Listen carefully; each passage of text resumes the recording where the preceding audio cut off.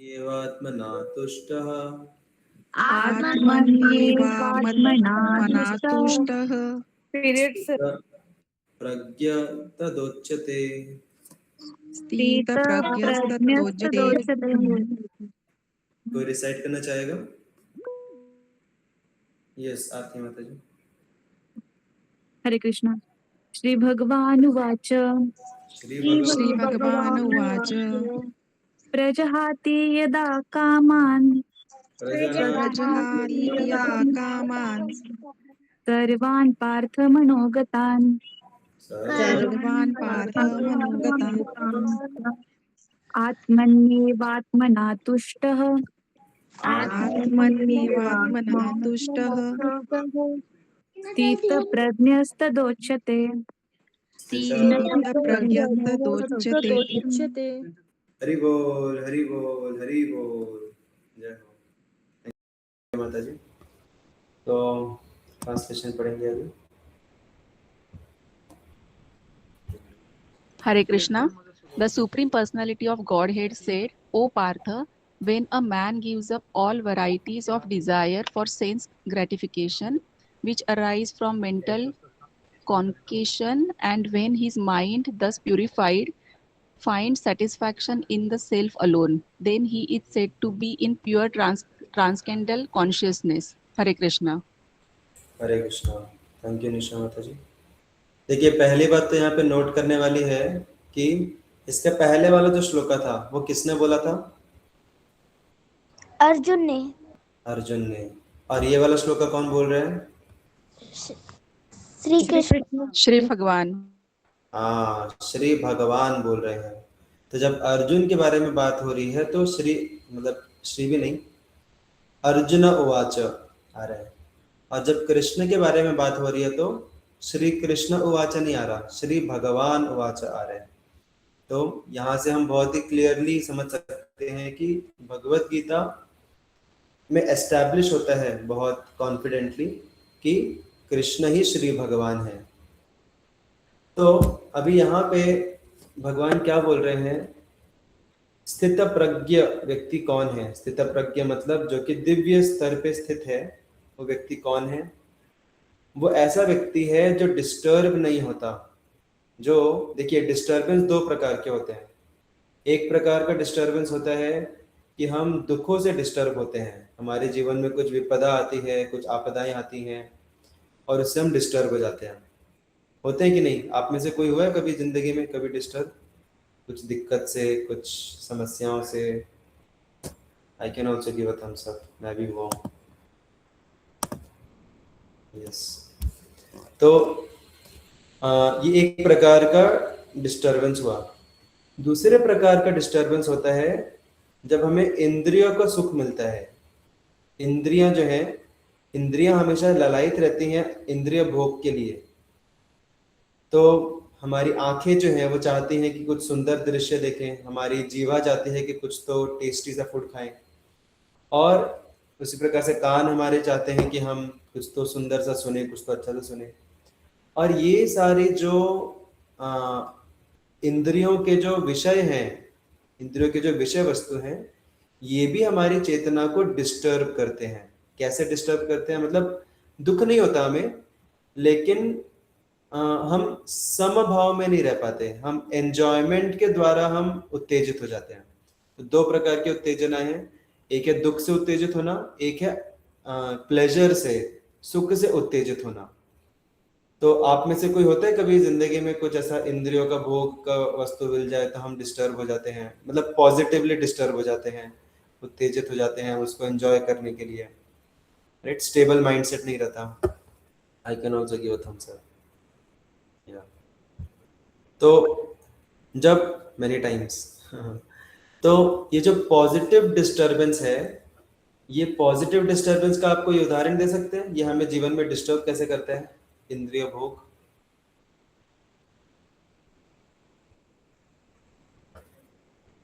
इंद्रिय भोग डिस्टर्ब कैसे करता है हमें?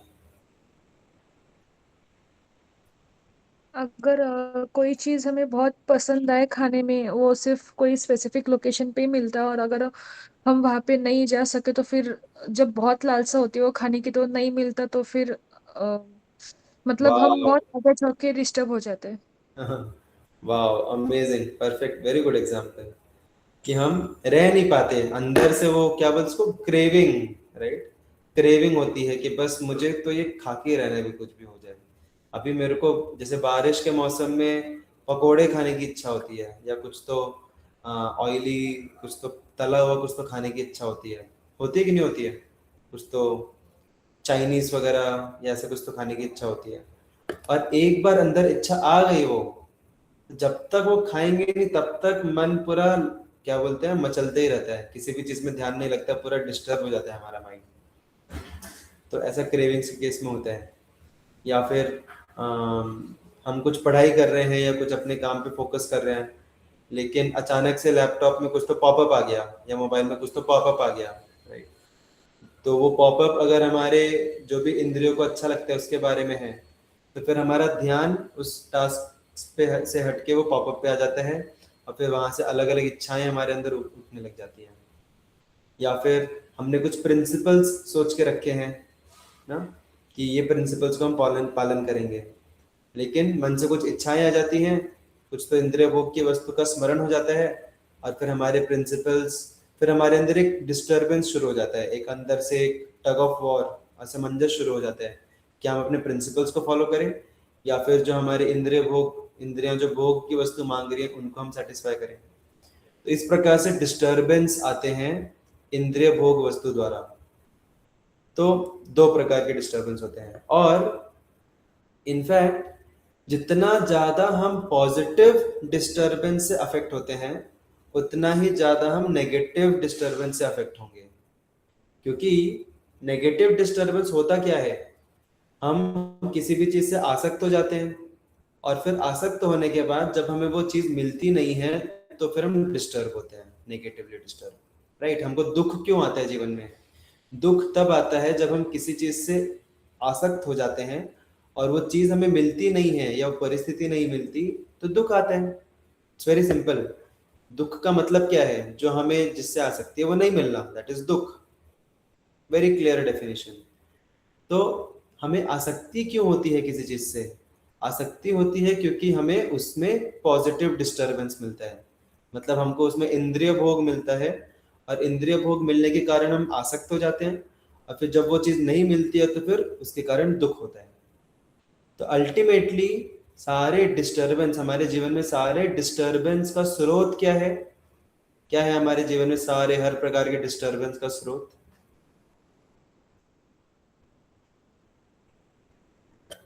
डिजायर।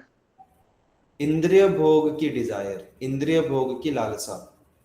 तो इंद्रिय भोग की लालसा जो है वो सारे दुख का कारण है। जब तक नहीं मिलती है तब तक अंदर से उत्तेजना रहती है, जब मिल जाती है तो फिर इनसिक्योरिटी रहती है, भय रहता है कि कहीं चले ना जाए, और हम उसको ठीक से एंजॉय भी नहीं कर पाते। और जब चली जाती है तो फिर दुख आता है, चले गया। तो ना मिलते समय खुशी है, ना एंजॉय करते समय खुशी है, और ना ही छोड़ने के बाद खुशी है। तो है कहाँ खुशी फिर? कहाँ है खुशी, बताइए? इंद्रिय भोग में खुशी है कि नहीं है? लेकिन हमें तो लगती है खुशी, हमको तो लगता है मजा आएगा, वो आइसक्रीम खाएंगे तो मजा आएगा। जब तक आइसक्रीम मिले नहीं तब तक परेशान होते हैं हम, जब मिलती है आइसक्रीम तो लगता है अरे अरे खत्म ही ना हो काश, अरे अरे तो खत्म हो रही है, मेल्ट हो रही है। या फिर कोई और ना छीन ले मुझसे, कोई मेरा फ्रेंड ना खा ले बाजू में जो बैठा है, या फिर उतना अच्छे, या फिर मुझे सर्दी ना हो जाए। ऐसे अलग अलग मन में विचार चलते रहते हैं, और फिर खत्म हो गए तो फिर लगता है अरे यार खत्म हो गई, और ले लेना चाहिए था, चलो और ले लेते हैं, फिर वापस से वही साइकिल शुरू। तो कहाँ है सुख फिर? ना ना एंडेवर करते समय सुख है, ना एंजॉय करते समय सुख है, ना जाने के बाद सुख है। तो कहाँ है सुख? बताइए कहाँ है सुख?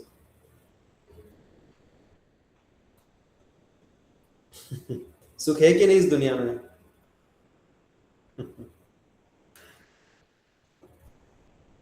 आंसर इस श्लोका में ही है। मैं कोई भी सवाल आउट ऑफ द सिलेबस नहीं पूछता।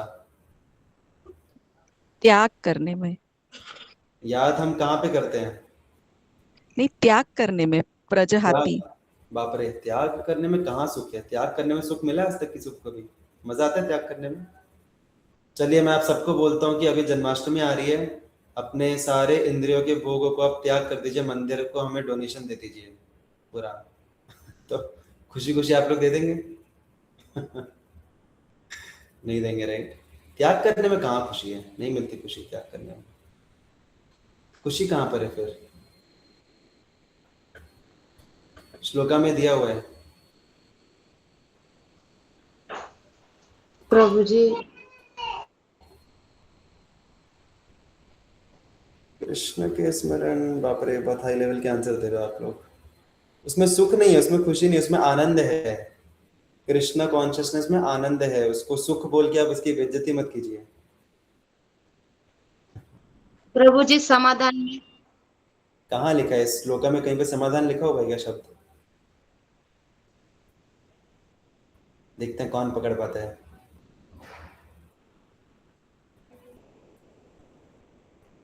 कहाँ है सुख? तुष्टः। जब वो सब इच्छा छोड़ देता है तब। इच्छा छोड़ने में सुख होता है, मजा आता है, अच्छा लगता है। नहीं मतलब डिजायर टू, मतलब सेंस ग्रेटिफिकेशन की डिजायर वो छोड़ देता है तब। तो मजा आता है क्या उसमें, सेंस ग्रेटिफिकेशन की डिजायर छोड़ने में? पीस आता है। प्लीज भी नहीं आता, बहुत मुश्किल लगता है। प्रैक्टिकल आंसर्स दीजिए सभी। आइडियल आंसर्स मत दीजिए, प्रैक्टिकल आंसर्स दीजिए। चलो बहुत टाइम हो गया, मैं ही बता देता हूँ।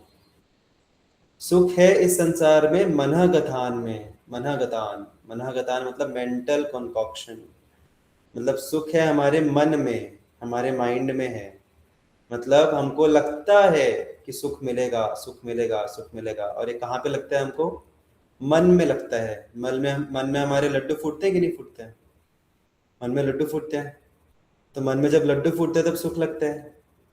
जैसे मिराज का एग्जाम्पल दिया जाता है कि जो जानवर रहता है वो दूर से देखता है, पानी पानी दिखता है उसको रेगिस्तान में, और वो बहुत खुश हो जाता है।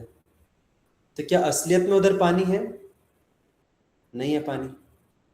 तो उसको पानी का फीलिंग कहाँ पे आ रहा है? पानी का इल्यूजन, पानी का भ्रम कहाँ पे आ रहा है? उसको उसके मन में आ रहा है, और वो सोच सोच के खुश हो रहा है कि वाह यार अभी पानी मिलेगा, इतना एंजॉय करूंगा, इतना पीऊंगा, इतना पीऊंगा कि 10 दिन तक पीने की इच्छा नहीं होगी, और एकदम उसमें डूब मरूंगा मैं, इतना पानी मिल रहा है, बहुत अच्छा लग रहा है मेरे को। ये सब कहाँ पे सोच रहा है? वो मन में सोच रहा है, और मन में सोचते सोचते वो दौड़ रहा है। और जब दौड़ के उधर आता है और रेगिस्तान का पूरा मिट्टी अपने मुंह में भर लेता है, तो उसको लगता है कि मुझे सुख मिल रहा है, और वो भी कहाँ पे लग रहा है? मन में लग रहा है। लेकिन एक्चुअल में उसको सुख मिल रहा है क्या? उसको सूखा रेती मिल रहा है, और उससे क्या होगा? उससे उसकी प्यास और ज्यादा बढ़ेगी, राइट? जैसे पतंगा रहता है, पतंगा को दूर से दिखता है कि ये आग है, आग उसको चमकता हुआ दिखता है, तो पतंगे को लगता है वाह मजा आएगा, चलो आग में जाके मैं खेलूंगा। तो वो सुख कहाँ पे मिल रहा है उसको? मन में सुख मिल रहा है उसको, ओरिजिनल में कुछ सुख नहीं है रियलिटी में। तो इसी प्रकार से इस संसार में सुख नहीं है, ना चीजों में सुख है और ना चीजों के त्याग में सुख है, ना भोग में सुख है ना त्याग में सुख है। सिर्फ सुख कहाँ पे है? मन में। तो वो मन का भ्रम है। इन शॉर्ट इस संसार में सुख जो है वो मन का भ्रम है, हमको मन में लगता है।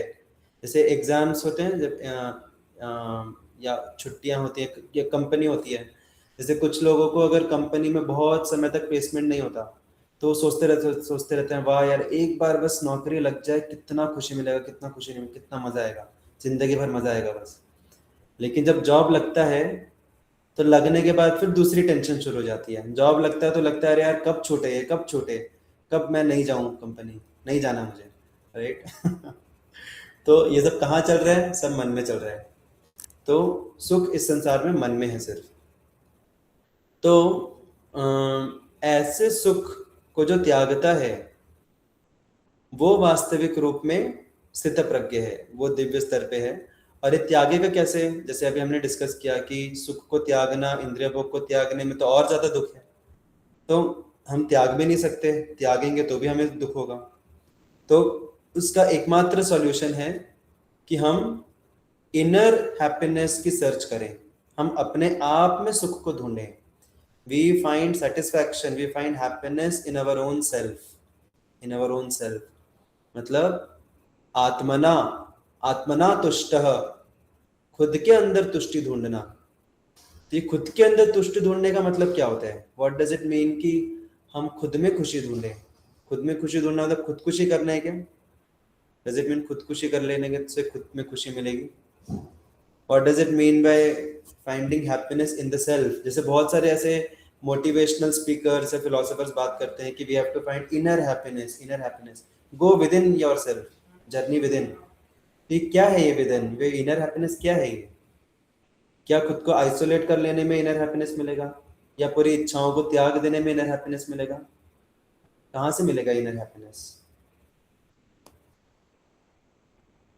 या फिर अकेले, मैं अकेले, अब से मैं जो भी काम करूंगा अकेले ही करूंगा, अब से मैं अकेले मूवी को जाऊंगा, अकेले खाना खाऊंगा, अकेले नाचूंगा, जो करूंगा अकेले करूंगा, इनर हैप्पीनेस ढूंढ रहा हूं मैं। Accepting that you can not control anything, ठीक है, but that is not the ultimate answer. Inner happiness का मतलब होता है हमारी वास्तविक स्थिति में हमें हैप्पीनेस होना है, हैप्पी होना है। इनर, हमारा इनर सेल्फ क्या है? What are we actually? हमारा अस्तित्व क्या है? Who are we? Who are we? गलत जवाब, मतलब सही जवाब है बट नॉट एग्जैक्टली। आत्मा, ठीक है, बहुत ऊपर ऊपर का जवाब है। Part and parcel of God, okay ठीक है, ये भी थोड़ा क्लोज हो गया। तो हमारा अस्तित्व क्या है? सर्वेंट्स ऑफ गॉड, सतचित ठीक है, आनंद, भगवान के अंश भी ठीक है। सतचित आनंद, सच्चित आनंद, ओके गुड। आत्मा का असली वास्तविक अस्तित्व क्या है? देखिए, मैं अभी टाइम हो गया है हमारा। आत्मा, हमारा वास्तविक अस्तित्व है कि हम भगवान के प्रेमी हैं। We all are lovers of God, right? तो इनर हैप्पीनेस की जब बात आती है तो मतलब इसका है कि we have to find happiness in our loving connection with God. हमें अपने भगवान के प्रेममयी संबंध में तुष्टि को ढूंढना है। और वो प्रेममयी संबंध में तुष्टि कैसे मिलेगी? जब हम उस प्रेममयी संबंध को जिएंगे। कैसे जिएंगे? चैंटिंग करके, ध्यान पूर्वक। जब हम चैंटिंग कर रहे हैं तो वो कोई एक रिचुअल नहीं है, हम चैंटिंग के माध्यम से हम भगवान का नाम ले रहे हैं, अपने प्रेमी का नाम ले रहे हैं। जैसे आप लोग अपने किसी प्रेमी का नाम लेते हैं तो एक अंदर से एक अलग भाव रहता है, right? So in that ways we should take the name of Krishna as our lover and our beloved. कोशिश करना चाहिए कम से कम। हम जब कृष्ण के बारे में सुनते हैं, उनके शब्दों को सुनते हैं, तो हमें ध्यान से सुनना चाहिए, एब्जॉर्ब होना चाहिए उसमें। हम जब सेवा करते हैं तो उसमें एब्जॉर्प्शन आना चाहिए। तो ऐसे जब हम भक्तिमय कृत्यों में खुद को एब्जॉर्ब करेंगे तो उससे हमें इनर हैप्पीनेस मिलेगा। क्योंकि जब तक हम भक्ति कर रहे हैं तब तक हम अपने ओरिजिनल अस्तित्व में जी रहे हैं। और जितना ज्यादा हम इस ओरिजिनल स्थिति में जिएंगे अपने, उतनी ज्यादा हमें इनर तुष्टि मिलेगी, आंतरिक तुष्टि मिलेगी। और उतना ज्यादा फिर बाहर के ये जो हमें इंद्रिय भोग की वस्तु हैं या जो भी उतार चढ़ाव है, ये हमें डिस्टर्ब उतना कम करेंगे जितना ज्यादा हमें अपने भगवान के प्रेममय संबंध में तुष्टि मिलेगी। जितना हम उसको सिंसियरली करेंगे एब्जॉर्प्शन के साथ, उतना ज्यादा धीरे धीरे हम देखेंगे कि ये डिजायर्स कम होती जाएंगी और उतना ज्यादा हम डिस्टर्ब नहीं होंगे बाहर की सिचुएशन से। और इस प्रकार से जो व्यक्ति दिव्य चेतना में रहता है वो खुद को स्थित करता है। जीवन में कुछ भी उतार चढ़ाव आए, वो उसके इनर हैप्पीनेस को डिस्टर्ब नहीं करते, क्योंकि उसको हैप्पीनेस बाहर की परिस्थिति से नहीं मिल रहा, उसको हैप्पीनेस मिल रहा है अपने भगवान के साथ संबंध से। Hare Krishna. So will stop here. So basically भक्ति जो है, भक्ति कोई एक ऐसा पैसिव प्रोसेस नहीं है कि बस मानते रहो, सोचते रहो कि हम ठीक है, इनर हैप्पीनेस बस ध्यान देते रहो। It's a very active process.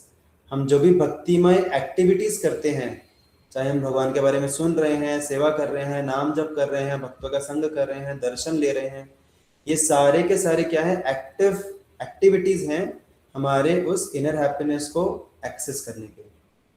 हरे कृष्णा। श्रीमद् भगवत गीता की जय। की